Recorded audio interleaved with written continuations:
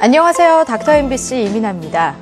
사람의 눈은 얼굴에서 가장 먼저 마주하게 되는 부위이자 얼굴의 전반적인 이미지나 분위기에도 큰 영향을 미치는 부위입니다. 이 때문에 젊은 남녀들은 미용상의 이유로 또 40, 50대는 나이가 들어서 처진 눈꺼풀을 개선하기 위해서 눈 성형을 고려하는 경우가 늘고 있는데요. 오늘 이 시간에는 눈 성형의 다양한 방법에 대해 군산 파티마 의원 조상곤 원장과 함께 알아보도록 하겠습니다.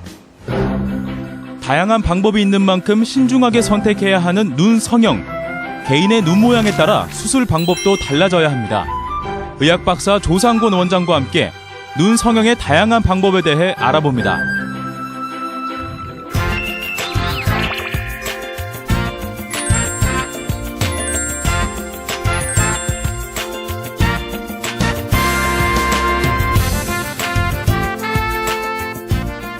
원장님 안녕하세요. 네, 안녕하세요.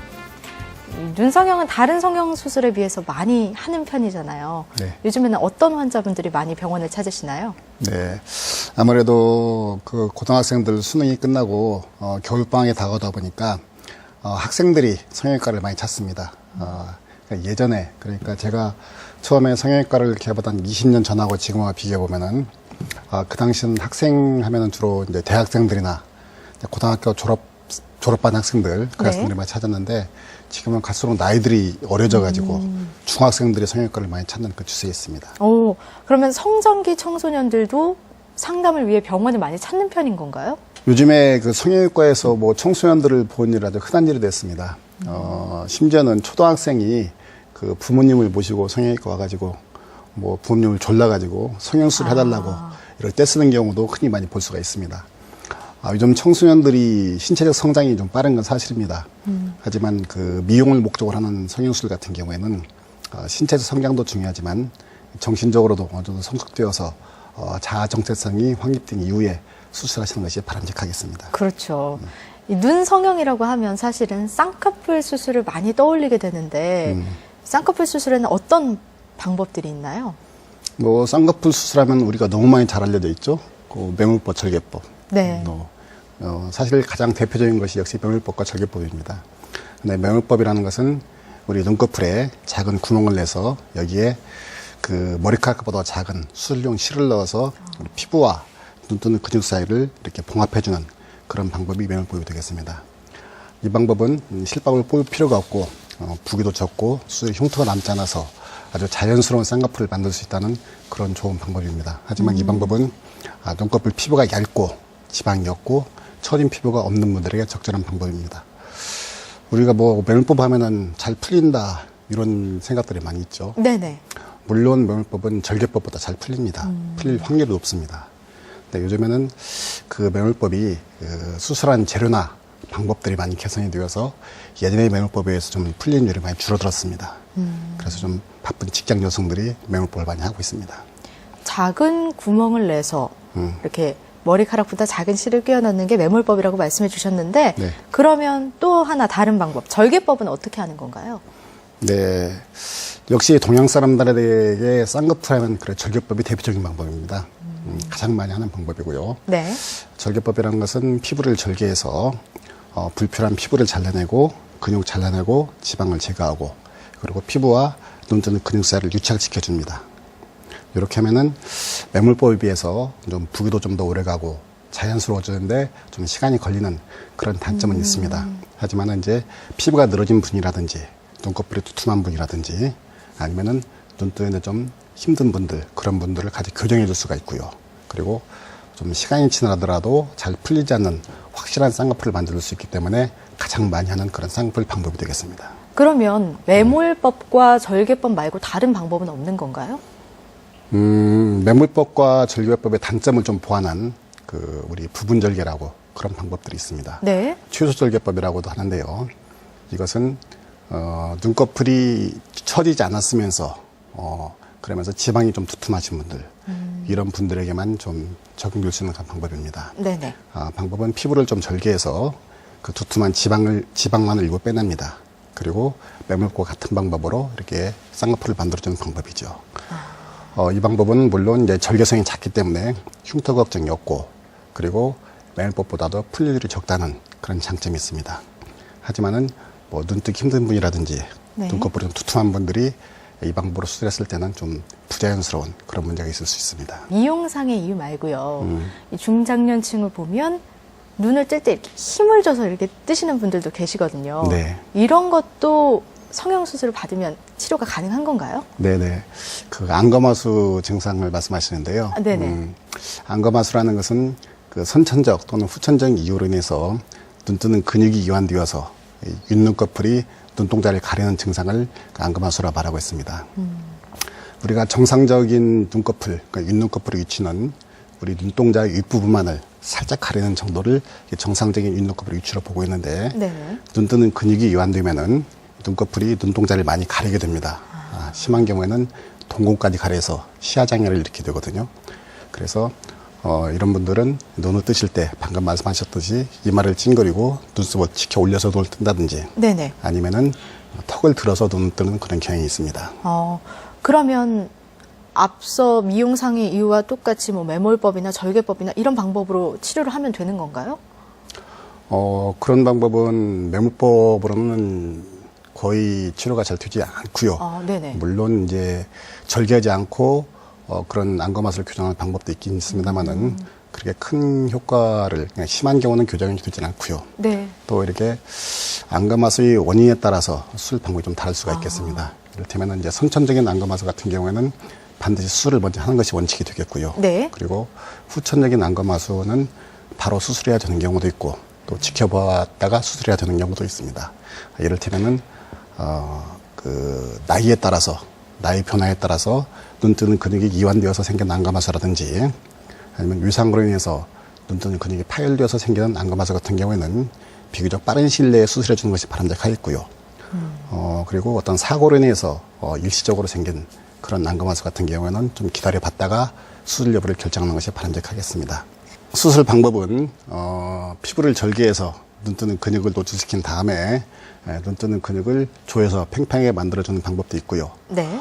그리고 심한 경우에는 눈 뜨는 근육을 절단해서 그래서 봉합 단축해주는 그런 방법도 있습니다. 또 경우에 따라서는 윗눈꺼풀을 그 이마 근육에 그 연결해주는 이런 수술 방법도 있습니다. 그런데 되게 우리가 안검하수 수술하신 분들은 뭐 눈이 잘 안 감긴다 이런 말씀 많이 들어보셨죠? 네네. 네. 안검하수 수술하신 분들은 눈이 잘 안 감길 수가 있습니다. 그래서 저녁에 주무실 때 눈이 덜 감기는 그런 증상이 있을 수 있습니다. 하지만 이건 시간이 지나면은 많이 호전이 됩니다.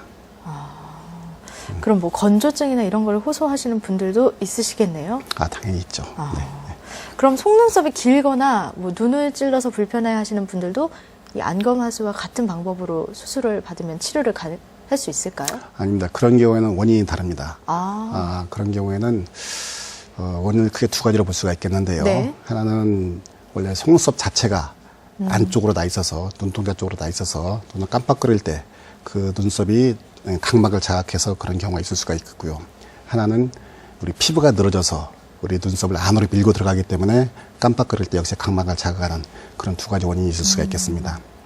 그래서 그런 경우에는 안검 성형을 통해서 안으로 향해 있는 눈썹을 밖으로 향하게 한다든지, 아니면은 원인이 되는 피부나 근육을 제거함으로써 그걸 해결할 수가 있겠습니다.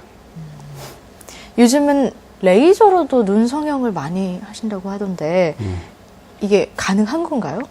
네, 많이 하고 있습니다. 우리가 수술할 때는 그 메스라는 수술용 칼을 이용해서 수술하지 않습니까? 네네. 그런데 그 칼 대신에, 메스 대신에 레이저 광선을 이용해서 수술하는 방법이 되겠습니다.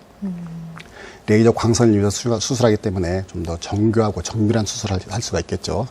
그래서 수술하면서 출혈이 적고요. 그리고 수술 후에 부기가 적고 통증이 적은, 그래서 회복이 좀 빠른 그런 장점이 있습니다. 하지만 이것은 메스를 사용하는 방법보다도 좀 더 많은 숙련을 필요로 하는 그런 수술 방법이 되겠습니다. 눈 성형에 대한 다양한 방법 말씀해 주셨는데요.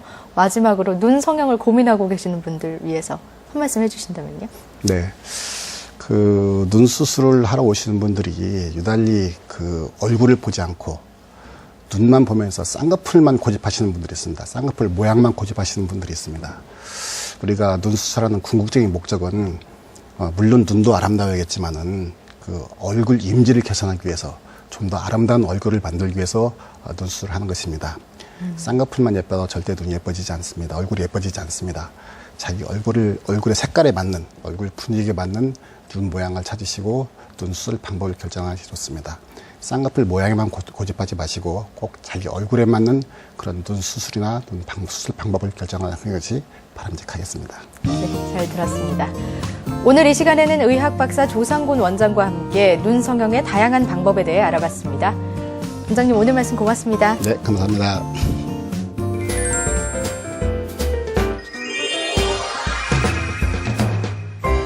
건강에 대한 관심이 높아지면서 먹는 것, 입는 것에도 신경 많이 쓰시죠? 하지만 뇌 건강을 위해 신경 쓰는 사람은 많지 않습니다. 우리 뇌의 무게는 성인의 기준으로 했을 때 몸의 2%에 불과하지만 전체 에너지의 20%를 사용할 만큼 중요한 기관인데요. 그래서 오늘 이 시간에는 열린병원 김순기 원장과 함께 뇌 건강을 지키는 방법에 대해 알아보겠습니다. 아무리 강조해도 지나치지 않는 뇌 건강. 생활 속 올바른 습관으로 뇌 건강을 지켜야 합니다. 의학 박사 김순기 원장과 함께 뇌 건강을 지키는 방법에 대해 이야기합니다.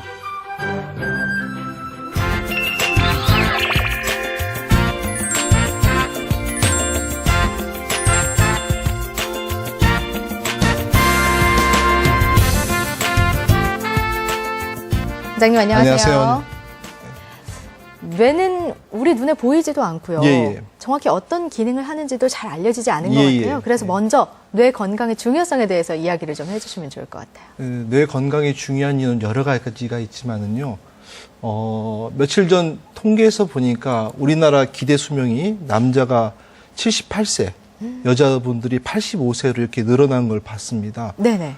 요새 어떻게 하면 오래 살 것인가도 문제가 되지만은 얼마나 건강하게 오래 사느냐가 굉장히 중요한데 통계적으로 봤을 때 우리나라 질병들 중에 연배가 있는 분들 중에 가장 소모가 심하고 가족들한테 피해가 많은 질환들이 가장 대표적인 게 뇌혈관 질환이 제일 많아요. 뇌혈관에 문제가 있을 때는 뇌 안에 병변이 생겼을 때 사회적 비용과 개인적 또 가정적인 어떤 여러 가지 문제가 많기 때문에 뇌 건강을 중요하게 생각하는 이유가 여기 있다고 생각되고요. 네. 뇌에 대한 건강을 유지하는 것이 어떻게 보면 인생 후반기에 가장 중요한 건강의 포인트가 되지 않을까 이런 생각을 하고 있습니다. 그러면요. 뇌는 우리 몸에서 어떤 기능을 하고 또 어떤 특징이 있는지 설명을 해주셔야 돼요. 아주 많은 특징이 있는데 이제 몇 가지만 좀 말씀을 드릴게요. 아까 말씀하셨던 것처럼 우리 정상적인 동양인의 뇌는 보통 한 1,400g에서 1,500g 정도. 네. 몸무게로 따지면 2%, 3%도 안 되는 적은 무게를 갖고 있습니다. 그러나 이 뇌가 쓰는 에너지나 산소를 보면은 전체 몸의 20% 정도를 쓰기 때문에 굉장히 산소도 많이 쓰고 에너지도 많이 쓰는 기관이에요. 그래서 조금이라도 에너지가 부족하거나 산소가 부족하게 되면은 쉽게 뇌가 망가져 버리는 그런 특징을 갖고 있습니다. 실례로 보통 뇌가 3분 40초 정도 산소 공급이 되지 않으면은 뇌 기능이 떨어지면서 뇌 세포가 죽기 시작합니다. 그래서 보통 10분이 넘어가면은 영구하게 회복 불가능할 정도의 뇌 손상이 오는 거죠. 네네. 우리 팔다리 같은 뼈가 부러지면은 며칠 있다 해도 수술을 해도 큰 문제가 없지 않습니까? 그렇죠. 근데 뇌는 그 짧은 시간, 10분여만 제대로 케어가 되지 않으면은 뇌의 문제가 심각하기 때문에 시간과의 싸움을 다투는 게 이제 뇌의 질병의 특징이 될 수 있습니다. 또 이런 뇌가 쓰는 에너지가 특별해요. 뇌는 우리가 먹는 음식들 중에 탄수화물만 씁니다. 지방이나 단백질은 뇌로 잘 안 들어가요. 그래서 우리가 탄수화물 공급이 여의치 않으면은 네. 지금 당장은 문제가 되지 않을지 모르지만은 결국은 문제를 일으킬 수 있는 가능성이 많습니다. 요새 젊은 여자분들이 다이어트 때문에 탄수화물 적으로 생각을 하고 맞아요. 다이어트를 하는데 지금 당장은 문제가 되지 않지만은 시간이 지나고 나이가 연배가 들면은 이 탄수화물 부족이 뇌에 치명적인 어떤 영향을 줄 수 있는 그런 특징을 또 갖고 있습니다. 뇌는 또 한 가지 가장 중요한 특징이 한 가지 더 있는데 네네. 우리가 흔히 비가역적이라고 얘기해요. 무슨 말이에요? 말이 어렵죠. 비가역적이라는 말은 한 번 손상을 입으면은 다시 회복이 되지 않는다는 얘기입니다. 그러면 이제 혹자들은 무슨 소리냐? 우리 옆에 있는 분 보니까 한쪽이 마비됐던 분이 처음에는 완전히 마비가 됐다가 조금씩 좋아져서 회복이 되는 걸 봤는데 그러면 뇌 혈관이나 뇌신경이 좋아진 것이 아니냐 이렇게 말씀하실 수 있는데 뇌의 특성상 저같이 평범한 사람은 평생 자기 뇌에 3%에서 4%뿐이 쓰질 못합니다. 95% 이상의 뇌는 그냥 준비만 하고 있다가 무덤에다 반납을 하죠. 우리 준비되어 있는 뇌가 도와주기 때문에 뇌의 기능이 다시 어느 정도 보존이 되는 거지 네네. 망가진 뇌는 절대로 회복이 되지 않습니다. 요새 봤던 영화 중에 лю크베송 감독했던 루시라는 영화를 제가 요새 봤었는데 그 영화 보니까 흥미로운 장면이 신경외과 의사로서는 굉장히 재밌는 걸 봤습니다. 루시라는 이름을 가진 주인공이 네. 10% 이상의 뇌에 그렇죠. 어떤 활성화가 되면서 일어나는 그런 변화를 봤는데 아마 인간 뇌 과학을 따진다면 그런 앞으로의 이제 발전을 하기 위해서 아마 의사들이 노력을 하지 않을까. 그렇지만은 이렇게 한번 손상된 뇌는 돌아오지 않기 때문에 정확히 과거에 있었던 기능이 100% 돌아오지 않는다는 그런 특징을 갖게 됩니다. 좀 무서운 말씀을 해주셨는데요. 예. 그러면 예. 뇌 건강을 지키기 위해서는 예. 어떻게 해야 될까요? 너무나 기본적인 말씀이지만은 네. 가장 중요한 것은 본인이 갖고 있던 질환들을 우리가 잘 치료를 해야 됩니다. 뇌혈관이나 뇌 안에 영향을 줄 수 있는 대표적인 질환들, 고혈압이나 당뇨나 심장병들 같은 그런 기존의 질환들을 본인이 갖고 계시다면은 이 질환을 철저하게 잘 조절하는 것이 뇌의 기능을 유지하는 데 굉장히 중요하죠. 대부분이 뇌혈관들하고 관련된 그런 질환들인데 뇌혈관은 특징적으로 뇌혈관 가운데 있는 근육층이 거의 없거나 미미합니다. 다른 혈관들은 뇌혈관이 늘어났다 줄었다 할 수 있는 혈관들이 줄었다 늘어났다 할 수 있는 근육층이 있는데 뇌혈관만 이 근육층이 약하거나 거의 없어요. 그래서 외부의 자극이나 온도나 압력에 대해서 굉장히 약한 특징을 갖게 되죠. 이 혈관을 건강하게 유지하는 것이 어떻게 보면 뇌 전체적인 기능을 유지하는 것이기 때문에 혈관에 영향을 줄 수 있는 고혈압이나 당뇨, 심장병들 같은 그런 기존 질환을 잘 치료하는 것이 가장 중요한 첫 번째 방법입니다. 네네. 두 번째로는 가벼운 운동을 계속 해야 되죠. 어떤 체력적인 것을 도모하기 위해서 운동하는 것도 굉장히 중요하지만은 네. 뇌 건강을 위해서는 몸을 움직여서 여러 자극을 냄새를 맡거나 눈으로 보거나 소리를 듣거나 만져지는 촉각을 느끼거나 우리가 발로 손으로 만져지는 어떤 압력을 느끼거나 이런 것들이 모두 뇌의 정보하고 관련되어 있기 때문에 뇌의 건강을 유지하기 위해서는 우리가 움직여야 돼요. 운동을 네네. 하는 게 굉장히 중요합니다. 또 우리가 하지 말아야 할 게 또 있죠. 너무나 잘 아는 술, 담배, 기름진 음식. 술을 과하게 됐을 때는 혈관벽을 상처내게 하는 물질들이 술에서 나옵니다. 네. 우리가 술을 드신 후에 두통을 일으키는 원인이 대부분 술에서 나오는 그런 어떤 독성의 물질들이 뇌 안의 혈관벽을 긁기 때문에 그걸 느껴서 통증을 일으키는 거거든요. 네네. 그래서 건강을 위해서 음주를 적당히 하는 게 굉장히 중요하고요. 담배는 더 말할 것도 사실 없습니다. 담배를 피는 동시에 뇌혈관이 수축이 되죠. 그래서 우리가 담배를 필 때 담배를 피면 릴렉스 된다, 긴장이 완화된다 생각하시는 분들이 있는데 실제는 릴렉스 되는 것이 아니라 뇌의 기능이 떨어짐으로 해서 뇌의 생각들을 멈추게 만들어서 그것이 각성이라고 생각하는 오해를 만들어서 문제가 되는 거죠. 담배를 필 때만 사실 뇌는 죽어가고 있는 형태. 그런 문제가 생기는 거죠. 또 기름진 음식은 우리가 고지혈증을 일으키는 원인이 됩니다. 고지혈증은 증상이 없어요. 그래서 무서운데 고지혈증이 계속 유지가 되는 동시에 혈관벽이 딱딱해지는 동맥경화가 진행이 되고 가장 먼저 뇌혈관에 문제가 생길 수 있기 때문에 우리 기름진 음식을 조절하는 것도 굉장히 중요한 치료 중에 하나입니다. 뇌 건강을 지키는 방법 이렇게 여러 가지 네. 예를 들어서 말씀을 해주셨는데 사실 스트레스와도 연관이 깊을 것 같아요. 예, 맞습니다. 스트레스를 받았을 때 호르몬들이 나오는데 스트레스 네네. 호르몬이 나옵니다. 이 스트레스 호르몬들이 뇌혈관을 수축시켜요.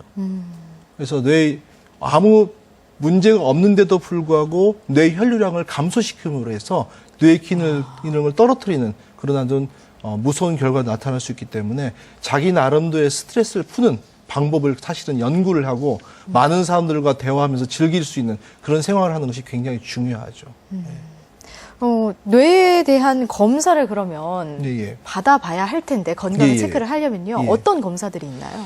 보통 정상적인 분들도 45세 이상이 되고 나면은 정기적으로 1년이나 2년에 한 번 정도 뇌에 대한 검사를 하는 게 좋습니다. 뇌에 대한 검사라고 이야기하면은 우리가 흔히 CT나 MRI나 PET 같은 것을 검사를 이렇게 돈을 많이 들여서 하는 검사를 네. 생각을 하는데 그런 검사보다는 먼저 의사와 상담을 해서 요새 본인이 느끼는 어떤 감각의 이상, 움직임의 이상, 기억력이나 어떤 심리적인 변화가 있는가 없는가를 꼼꼼히 문진을 통해서 말하고 의사와 대화하는 게 가장 사실은 중요합니다. 전문의들과 이렇게 상담을 한 이후에 필요한 전사나 단층 촬영, 우리가 흔히 CT라고 하는 것이나 핵 자기 공명사진, MRI 같은 걸 체크하는 것은 늦지 않습니다. 오늘 이 시간에는 신경외과 전문의 김순기 원장과 함께 뇌 건강을 지키는 방법에 대해 알아봤습니다. 원장님 오늘 말씀 고맙습니다. 감사합니다.